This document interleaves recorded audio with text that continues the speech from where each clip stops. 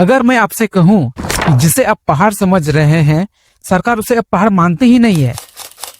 अरावली की पहाड़ियों को सिर्फ इसलिए नॉन अरावली घोषित कर दिया गया ताकि वहां आलीशान रिजॉर्ट और माइनिंग की जा सके। यह सिर्फ पर्यावरण का मुद्दा नहीं है, ये आपकी और मेरी अगली पीढ़ी के सांस लेने के अधिकार की लूट है।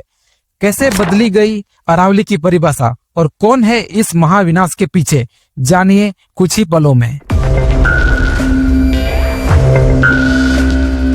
क्या आप जानते हैं दिल्ली और उत्तर प्रदेश को रेगिस्तान बनने से कौन रोका है? वो दीवार जो करोड़ सालों से खड़ी है लेकिन अब उसे कागजों पर गायब किया जा रहा है। जी हाँ, हम बात कर रहे हैं अरावली पर्वतमाला की। लेकिन एक नई सरकारी परिभाषा ने अरावली की 90% पहाड़ियों को अरावली मानने से ही इनकार कर दिया है। आखिर क्यों? क्या यह विकास है या चंदा धंधा का कोई बड़ा खेल? चलिए सच जानते हैं। अरावली सिर्फ पहाड़ ही नहीं, उत्तर भारत का सुरक्षा कवच है। यह थार रेगिस्तान को हरियाणा, दिल्ली और यूपी में घुसने से रोकता है। यह हमारे ग्राउंड वाटर को रिचार्ज करता है और दिल्ली एनसीआर की जहरीली हवा को साफ करने में मदद करता है। अगर अरावली ही नहीं रही तो ये शहर रहने लायक भी नहीं रहेंगे। अब आता है सबसे बड़ा ट्विस्ट। सरकार ने अरावली की एक नई परिभाषा पेश की है। इसके मुताबिक केवल वही पहाड़ी अरावली मानी जाएगी जो जमीन से 100 मीटर से ज्यादा ऊंची हो और दूसरी पहाड़ी से 500 मीटर के दायरे में हो। चौंक गए? इसका मतलब है कि अरावली का 90% हिस्सा अब अरावली नहीं रहा। अब वहां पेड़ काटे जा सकते हैं, माइनिंग भी हो सकती है और बड़े बड़े रिजॉर्ट्स भी बन सकते हैं। यह अरावली को बचाने के लिए है या उसे बिल्डरों के हवाले करने के लिए?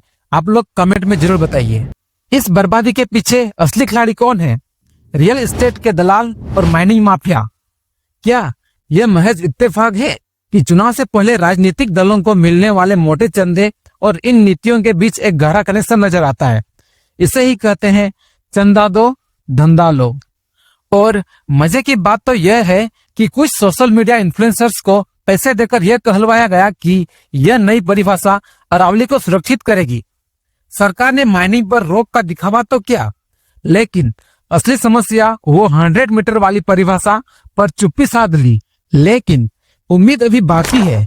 29 दिसंबर 2025 को सुप्रीम कोर्ट ने इस फैसले पर फिलहाल रोक लगा दी है और एक नई कमेटी का आदेश दिया है। दोस्तों, यह सिर्फ अरावली की बात नहीं है, यह हमारे पर्यावरण और भविष्य की लूट है। क्या हम एक रेगिस्तान में रहना चाहते हैं? कमेंट में अपनी राय बताएं और अरावली को बचाने के लिए इस वीडियो को शेयर करें। और अंत में मैं आपसे यही कहना चाहता हूँ, मंजिलें उन्हीं को मिलती है जिनके सपनों में जान होती है। मंजिलें उन्हीं को मिलती है जिनके सपनों में जान होती है। पंखों से कुछ नहीं होता मेरे दोस्त, हौसलों से उड़ान होती है। Thank you, thanks for watching. हम लोग मिलते हैं नेक्स्ट वीडियो में।